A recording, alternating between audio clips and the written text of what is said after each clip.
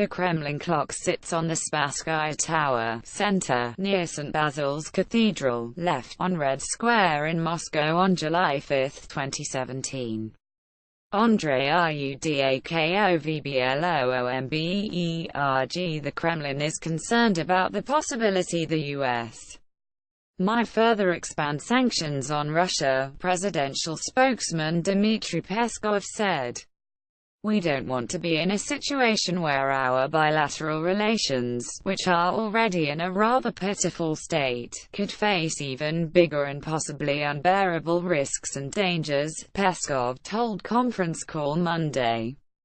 We have concerns about sanctions, but we don't know what they will be, since it's all still discussions that aren't based on any official information.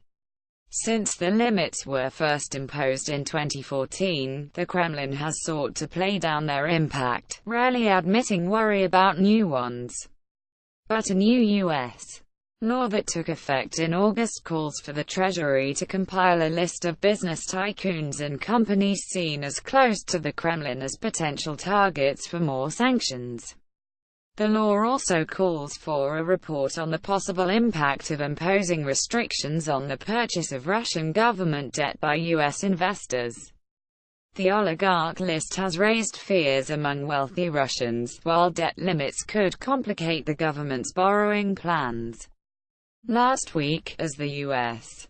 added the names of several prominent Russians to its sanctions list, President Vladimir Putin approved a plan to issue special bonds to allow wealthy local investors worried about sanctions to bring money back into the country.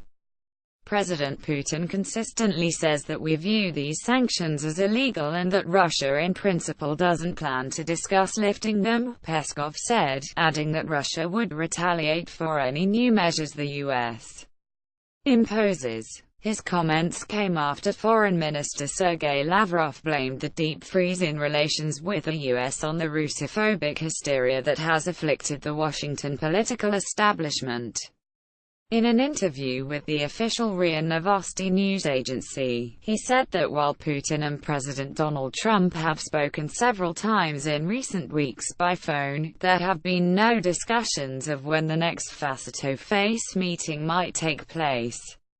I don't think the term Iron Curtain is applicable to Russian-American relations at present, he said.